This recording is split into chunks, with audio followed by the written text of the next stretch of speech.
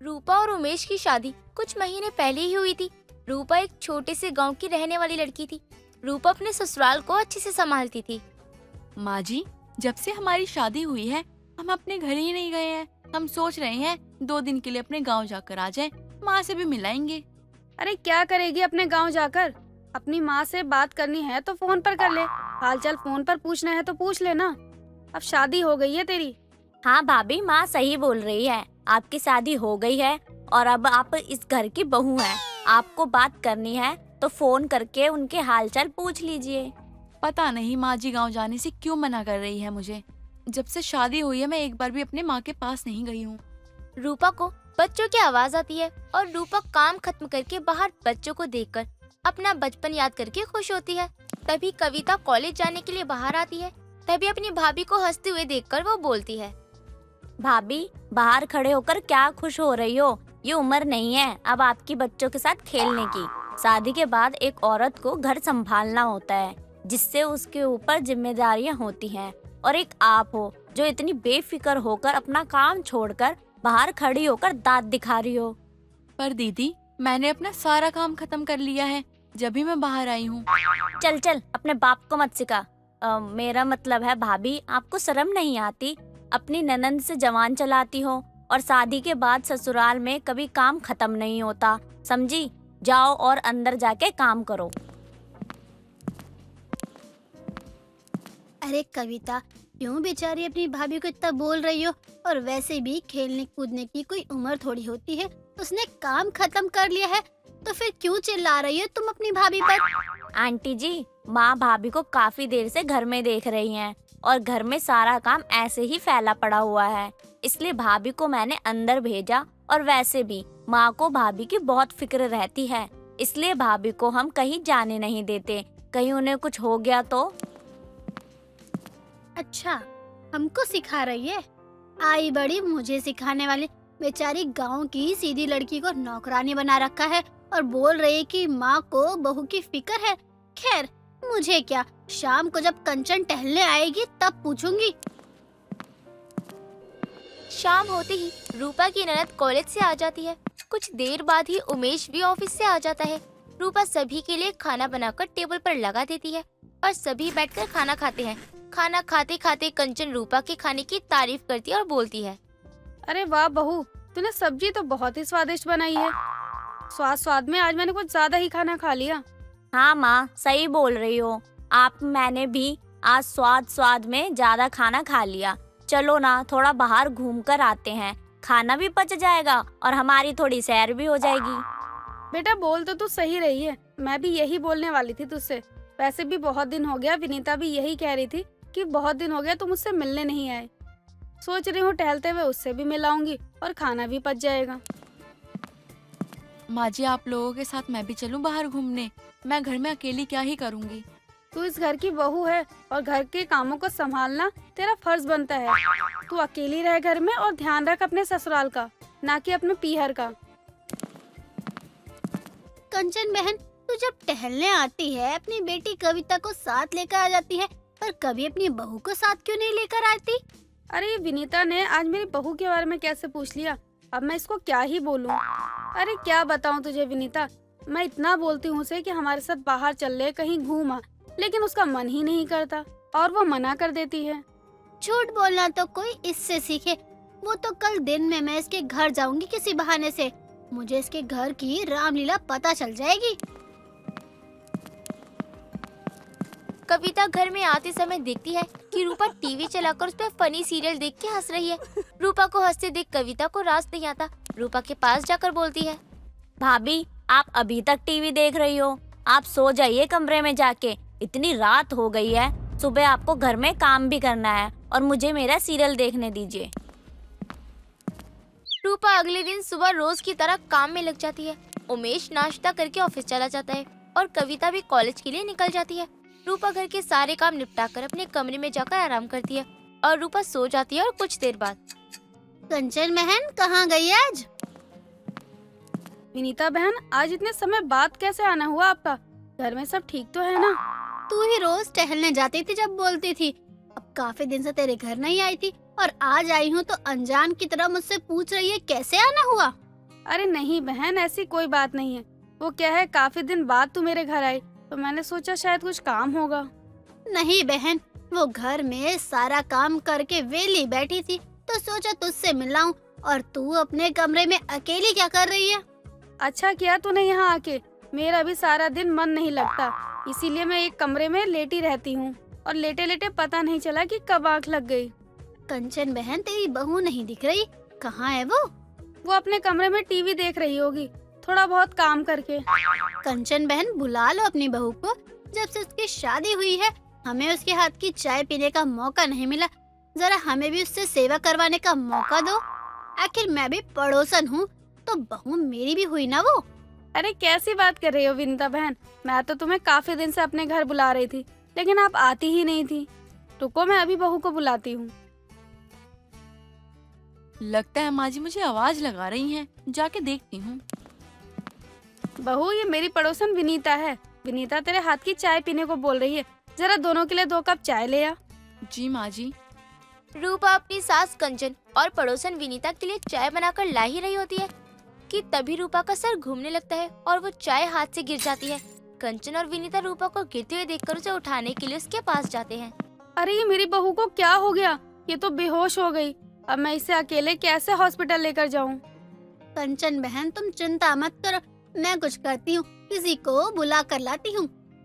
विनीता अपनी पड़ोस की बूढ़ी औरत को बुलाकर लाती है जिसका नाम कमलादाई होता है। और जब वो रूपा को आकर चेक करती है और हंसने लग जाती है, कंचन कमलादाई को हंसता हुआ देखकर बोलती है, कमला दाई, यहाँ में टेंशन हो रही है और आप कुछ बता नहीं रही हैं, ऊपर से सिर्फ हंसे जा रही हैं।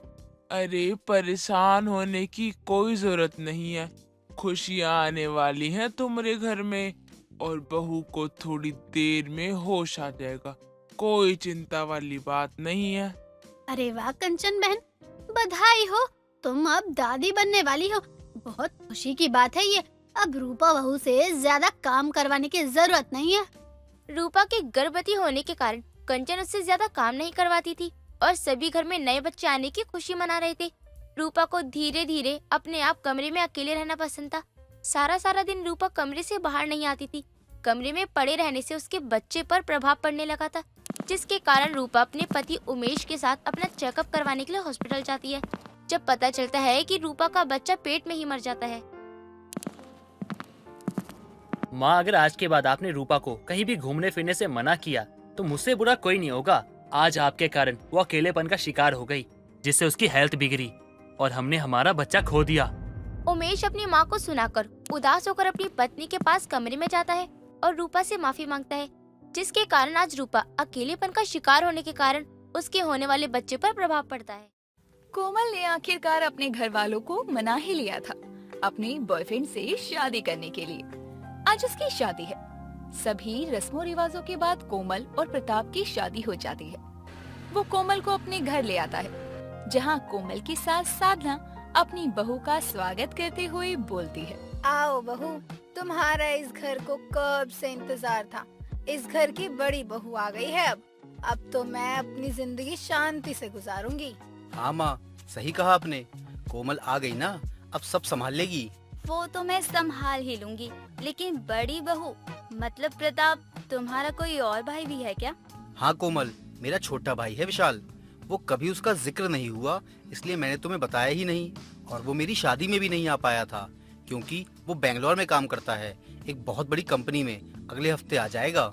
अच्छा, चलो अच्छी बात हुई। घर में एक ननद या देवर तो होना ही चाहिए, रौनक लगाने के लिए। अरे बेटा, वो बहुत भोला है। भले ही काम दूसरे शहर में करता हो, लेकिन इतना भोला है कि मुझे हर वक्त उसकी ही फिक्र लगी रहती है। खैर, उसे छोड़, तू अंदर आ जा। साधना अपनी बहू का स्वागत कर उसको घर में ले आती है और उस दिन के बाद से कोमल अपनी सास को आराम देकर घर की सारी जिम्मेदारियां संभाल लेती है। सब कुछ अच्छे से चल रहा था। एक हफ्ता बीत गया था। एक सुबह दरवाजे पर दस्तक होती है, जिसे सुनकर साधना भागे भागे जाती है। मेरा बेटा विशाल आया होगा। बहू, आरती की थाल ले आ जरा। साधना दरवाजा खोलती है और सामने सच में उसका छोटा बेटा विशाल था। साधना उसको गले से लगाती है। इतने में कोमल आरती की थाल लेकर आती है। और अपने देवर को देखकर मन ही मन कहती है, शक्ल से तो कितने हैंडसम है देवर जी, और माँ जी इनको भोला कहती हैं। झूठ, मैं तो मान ही नहीं सकती। कोमल ये बोलकर अपने देवर की आरती उतारती है। आरती उतारने के बाद विशाल कोमल के पैर छूने लगता है। ये देखकर कोमल बोलती है, अरे अरे देवर जी, ये क्या कर रहे हैं आप? पैर मत छुइए। अरे बहू, बोला था ना, भोला है मेरा बेटा। इसके नजरों में भाभी भी माँ समान है, इसलिए तुझे अपनी भाभी माँ की तरह इज्जत दे रहा है। सही कहा भाभी माँ ने। आप मेरे बड़े भैया की पत्नी हैं, जिन्होंने मुझे पिता की तरह पाला, तो आप भी मेरी माँ समान हुई। अच्छा, आप लोग अंदर चलिए, मैं आप सभी के लिए बहुत सारे तोहफे लाया हूँ। विशाल अंदर आता है और कुछ ही देर में उसका भाई प्रताप भी उससे मिलता है, जिसके बाद विशाल सबको बहुत महंगे महंगे तोहफे देता है। ये देखकर कोमल बोलती है, अरे देवर जी, इतना खर्चा क्यों किया? अपनी सारी तनख्वाह तो आपने तोहफे लाने में ही लुटा दी। अरे नहीं नहीं भाभी, ये तो बोनस से लाया हूँ। मेरी सैलरी तो अभी पूरी की पूरी पड़ी है अकाउंट में। हाँ कोमल, मेरा भाई इतना कमाता है कि पूरे परिवार को आराम से बैठा कर खिला सके। छोटा भाई इतना कमाता है और बड़े को देखो। मुझे पहले पता होता कि प्रताप का भाई इतना ज्यादा हैंडसम है और काबिल है तो मैं इससे शादी क्यों ही कर दी। खैर कोई नहीं, बीवी ना सही, भाभी तो हूँ ही इसकी। इसके भोलेपन का फायदा उठाना मुझे अच्छे से आता है। विशाल के आने के बाद से घर में रौनक थी। आए दिन विशाल सबके लिए कुछ ना कुछ बाहर से मंगवाता रहता था, लेकिन अब कोमल की पैसों की भूख बढ़ती गई थी, जिसके चलते वो अपने देवर से पैसे निकालने के लिए एक ड्रामा करती है। शाम के वक्त जब विशाल कोमल के कमरे के पास से गुजर रहा था, तो वो अपने कमरे में जोर जोर से बातें करने लगती है। माँ, मैं क्या कर सकती हूँ? आप तो जानती हैं इनका काम, पैसे कम ही हैं इनके पास। मानती हूँ मैं आपकी एक लौती बेटी हूँ। आपकी बीमारी में आपका साथ देना, दवा दारू करवाना मेरा ही फर्ज है, लेकिन मैं मजबूर हूँ।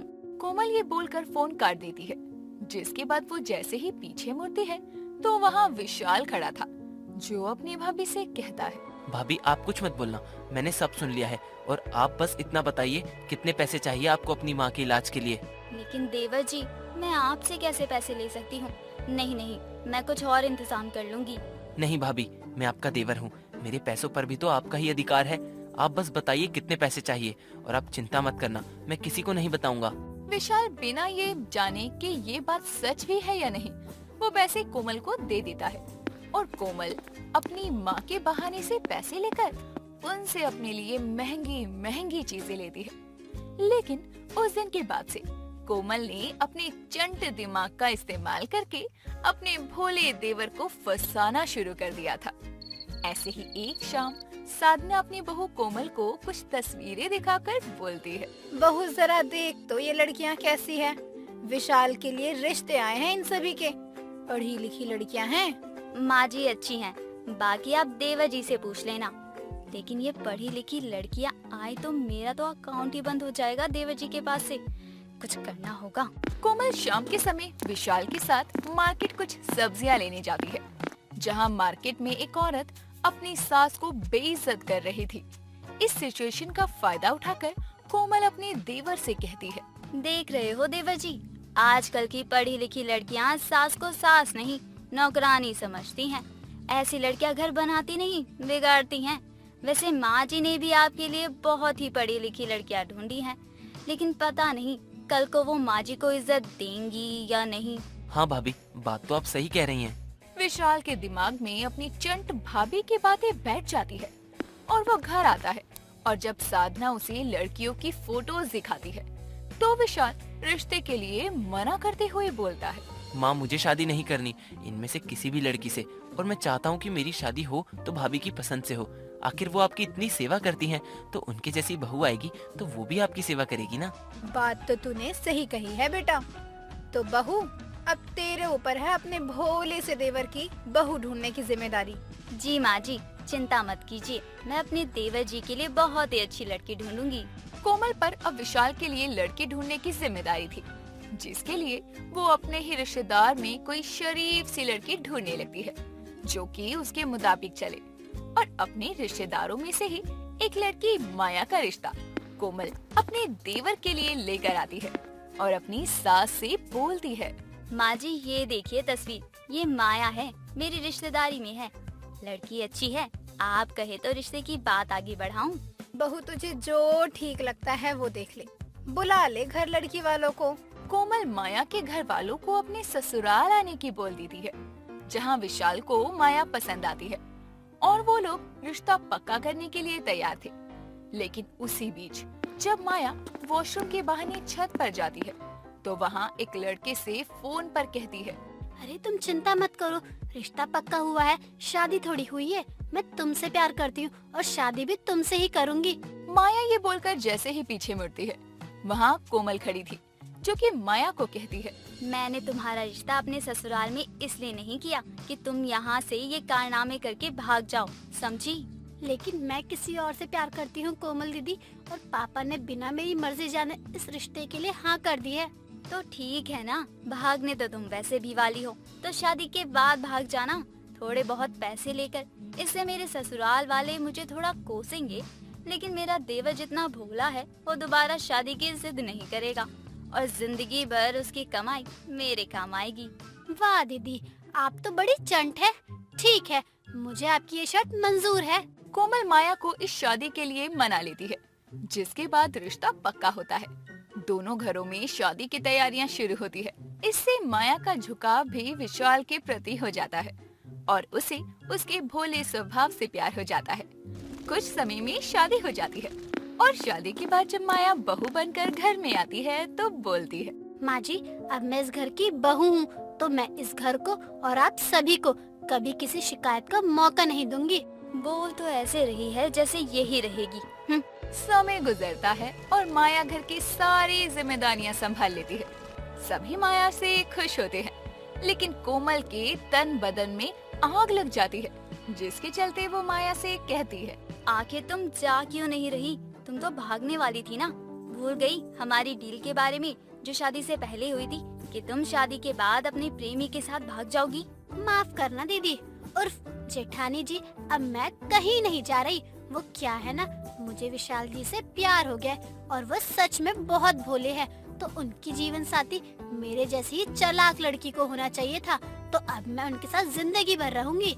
कितनी चालाक हो तुम, पैसों की चमक में आखिर प्यार को भूल गई। अभी सबको बताती हूँ कि तुम्हारा किसी के साथ चक्कर था शादी से पहले। बता दो, आपने अभी जो जो बोला है ना, मैंने भी वो सब रिकॉर्ड कर लिया अपने फोन में। तो मैं तो जाऊंगी, लेकिन आप भी इस घर से जाओगी।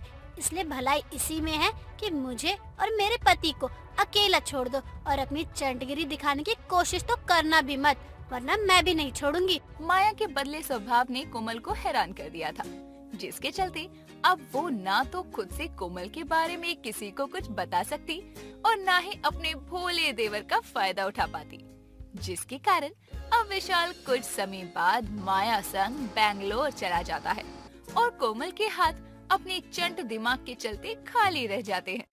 प्रीतो दिल्ली में रहने वाली पंजाबी लड़की थी। बचपन से ही उसके पिता परमिंदर अपनी पत्नी सुखमत कौर और छोटी सी प्रीतो के साथ काम की वजह से दिल्ली आ गए थे। अब 21 साल की प्रीतो दिल्ली में रहकर भी अपने पंजाब की मिट्टी में रंगी हुई थी और उसे कपड़ों में भी फुलकारी वाले सूट पहनना पसंद थे। ऐसे ही दिवाली पर जब परमिंदर सबके लिए कपड़े लाता है तो प्रीतो अपने लिए आया सूट देखकर अपने पिता से कहती है, पापा जी ये क्या है? आपको पता है ना मुझे फुलकारी चुन्नी वाले सूट पसंद है, तो मेरे लिए ये सूट क्यों लाए हैं आप? इसके ऊपर मैं फुलकारी नहीं ले पाऊंगी। पुत्र जी, मैं पंजाब खास आपके फुलकारी सूट के लिए गया था, लेकिन जहाँ से मैं लाता हूँ उनके पास थे नहीं अभी, तो मैं वहाँ का बेस्ट सूट ले आया। कभी कभी फुलकारी छोड़ के दूसरे सूट भी पहन लिया करो।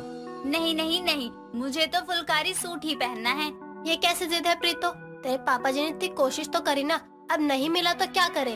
ठीक है फिर, मैं मनाऊंगी ही नहीं दिवाली, मुझे तो फुलकारी ही चाहिए, तो मतलब चाहिए। प्रीतो की जिद ने परमिंदर और सुखमत को परेशानी में डाल दिया और वो दोनों ही अपनी बेटी के फुलकारी के लिए प्यार को देखते हैं पूरी दिल्ली में बेस्ट फुलकारी की शॉप को ढूंढते हैं और खुशकिस्मती से उनको जनकपुरी में एक फेमस दुकान मिल भी जाती है, जहां वो प्रीतो के साथ आते हैं और एक महंगी सी फुलकारी लेते हैं, जिसके बाद प्रीतो फुलकारी से मिलता जुलता अनसिला कपड़ा लेकर उसका सूट सिलवाती है और दिवाली पर उस फुलकारी वाले सूट को पहनती है। तो उसको देखकर परमिंदर और सुकमत कहते हैं, कितनी सोहनी लग रही है मेरी बेटी। सच में तुझे देखकर लगता है हम पंजाब में ही रहते हैं। आजकल की दिल्ली की लड़कियों को शॉर्ट्स पहनने पसंद है और मेरी बेटी को पंजाबी सूट। वो भी फुलकारी वाले पापा जी। अब अपनी इस कुड़ी के लिए रिश्ता भी देखना शुरू करो, बड़ी हो गई है हमारी प्रीतो। मम्मी, जब मैं आपसे बोलती हूँ कि बाहर घूमने जाऊँ अकेले, तो आप कहती हैं तू अभी इतनी बड़ी नहीं हुई और शादी के लिए मैं बड़ी हो गई। ओ पुत्र जी, बेटियां तो माँ बाप के लिए बहुत जल्दी बड़ी हो जाती हैं। बाकी तू चिंता ना कर, तेरे पापा जी तेरे लिए ऐसा रिश्ता ढूंढेंगे जो दिल्ली में ही हो। मैं पंजाब इतनी दूर नहीं भेजना अकेले अपनी बेटी को। प्रीतो के लिए रिश्ते की तलाश जारी होती है और कुछ समय बाद एक कुलवंत नाम के लड़के का रिश्ता प्रीतो के लिए आता है, जो कि दिल्ली में ही रहता था। कुछ दिनों बाद कुलवंत अपनी माँ कमलो के साथ परमिंदर के घर आता है, जहाँ प्रीतो उनके सामने एक सुंदर सा सूट पहने फुलकारी सर पर ले आती है और हाथों में पकड़ी चाय सबको देने के बाद वहीं पास में बैठ जाती है, जिस पर सुकमत कहती है, जी ये है हमारी प्रीतो, हमारे जिगर का टुकड़ा। हमने अपनी कल्ली कल्ली बेटी को बड़े ही लाड प्यार से पाला है, इसलिए पंजाब के होते हुए भी इसका रिश्ता पंजाब में नहीं कर रहे, क्योंकि इतनी दूर बार बार मिलने जाना थोड़ी ना हो पाएगा। ये तो सच है भाई साहब, बच्चे पास हो तो चलो किसी भी टाइम चले जाए इंसान, लेकिन दूर हो तो जाने से पहले 10 बार सोचना पड़ता है। बाकी आपकी प्रीतो है भी सुंदर। मम्मी जी सही कह रही हैं, मुझे प्रीतो जी बहुत पसंद है। देखिए, वैसे मैंने भी कुलवंत जी पसंद है, लेकिन मेरी एक डिमांड है कि मुझे महीने में कम से कम 3 फुलकारी वाले सूट दिलाने पड़ेंगे। मुझे फुलकारी बहुत पसंद है। लो जी, बस इतनी सी बात, 3 क्या 4 दिला देंगे। कुलवंत की इस बात पर सभी हंसने लगते हैं और फिर दोनों परिवार एक अच्छा सा मुहूर्त देखकर दोनों की शादी करवा देती है। शादी के बाद जब प्रीतो अपने ससुराल में कदम रखती है, तो वो जो अपने लहंगे के साथ रेड फुलकारी लिए आई थी, तो उसे देखकर कमलो की पड़ोसन मालती कहती है, अरे कमलो, तेरी बहू ने तो बड़ी भारी सी फुलकारी चुन्नी ले रखी है। सच्ची पूरी पंजाबन लाई है बहू तो तू। अरे तो मेरी बहू है, ऐसी वैसी चीजें नहीं लेती। फुलकारी चुन्नी बड़ी ही महंगी आती है और मेरी बहू के पास ऐसी बहुत सारी चुन्नियाँ हैं। अच्छा, अब जरा अपनी बहू का चेहरा तो दिखा, जो इस फुलकारी के पीछे छुपाया हुआ है उसने। मुंह दिखाई की रस्म का नाम सुना है? जब वो रस्म रखूंगी तभी देखियो मेरी फुलकारी वाली बहू का चेहरा। इतना कहकर कमलो प्रीतो को अंदर ले आती है और अब शादी के अगले दिन प्रीतो अपनी पहली रसोई की रस्म करती है, तो दूसरे दिन उसकी मुंह दिखाई होती है, जिस पर मोहल्ले के सभी लोग कमलो के घर आते हैं और सभी मेहमानों के आने के बाद प्रीतो एक बेहद ही खूबसूरत सी फुलकारी चुन्नी और सुंदर सा सूट पहने घूंघट में सबके सामने आती है और आकर बैठ जाती है, जिसके बाद एक एक करके सभी उसका घूंघट हटाकर चेहरा देखते हैं। जैसे ही मालती की बारी आती है, तो वो प्रीतो का चेहरा देखकर उससे कहती है, बहू देखने में तो तू अच्छी है, लेकिन तेरे से भी खूबसूरत तेरी ये फुलकारी चुन्नी लग रही है। कितने की ली ये तूने? आंटी जी, ये खास पंजाब के एक कारीगर से ऑर्डर देकर बनवाई गई फुलकारी है। इसकी कीमत 5000 रुपए है। 5000? सिर्फ चुन्नी चुन्नी के? हाय, इतनी महंगी चुन्नी! इतने में तो मेरे और मेरे बहू के 4 सूट आ जाएं। अरे तो मैंने तो बोला था कि मेरी बहू कोई सस्ते कपड़े नहीं पहनती। 5000 की इसकी बस ये चुन्नी है। ऐसे तो ये महीने में 3-4 सूट से ही मेरे बेटे का दिवाला निकाल देगी। कमलो इस बात से परेशान तो होती है, लेकिन किसी को कुछ नहीं बोलती। कुछ देर में रस्म खत्म होती है और सभी अपने अपने घर चले जाते हैं। अब शादी के 1-2 हफ्ते तो इधर उधर घूमने फिरने में निकल जाते हैं और जब लगभग 3 हफ्ते बाद कुलवंत हर काम से फ्री होकर ऑफिस जाने लगता है, तो सुबह उसको जाते हुए रोककर प्रीतो उससे कहती है, हाँ जी, जा रहे हो ऑफिस? हाँ जी जा रहा हूँ। कोई काम है जी? काम नहीं जी, मैं कह रही थी मुझे नए सूट लेने हैं फुलकारी वाले, तो कब दिलवाने चलोगे आप? जी देखो, आज शाम को अगर जल्दी आ गया तो आज चल लेंगे, वरना छुट्टी वाले दिन। ठीक है जी, अब मैं चलता हूँ। इतना बोलकर कुलवंत वहाँ से चला जाता है और जब वो शाम को घर आता है, तो दोनों पति पत्नी साथ में शॉपिंग पर जाते हैं, जहाँ प्रीतो दिल्ली की मशहूर फुलकारी की दुकान पर कुलवंत को लेकर जाती है और वहाँ महंगी महंगी 3 फुलकारियाँ लेती है, जिसके बाद उसका बिल देते हुए कुलवंत मन में कहता है, ओ यार, ये कितनी महंगी चुन्नी है। मेरा तो हर महीने इस फुलकारी ने दिवाला निकाल देना है। प्रीतो से बिना कुछ बोले कुलवंत उसको फुलकारी दिलवा देता है, लेकिन अब प्रीतो उसके मैचिंग के सूट लेने जाती है, जिस पर कुलवंत बोलता है, हाँ जी, आपने तो कहा था सूट लेने हैं आपने, लेकिन आपने पहले इतनी महंगी फुलकारी ले ली। 3 सूट अलग लेने हैं क्या? और नहीं तो क्या, अरे खाली चुन्नी लेकर थोड़ी घूमूंगी, उसके जैसा सूट भी तो लेना है। प्रीतो अब इतने महंगे अलग से सूट के कपड़े लेती है और फिर उनको सिलवाने के लिए अलग से पैसे देती है। महीने गुजर जाते हैं। प्रीतो अपने कहे अनुसार हर महीने 3 फुलकारी सूट लेती ही लेती, जिसके चलते बेचारा कुलवंत जेब से कंगाल होता जा रहा था।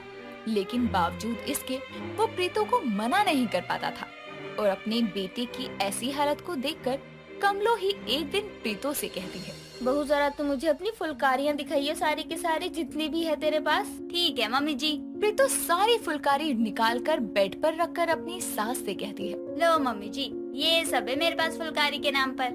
बहुत ध्यान से देख तू अपनी हर एक फुलकारी को, ये सब डिजाइन में भले ही अलग है, लेकिन सभी में हर तरह का रंग है और इन फुलकारियों को तू हर सूट के साथ ले सकती है।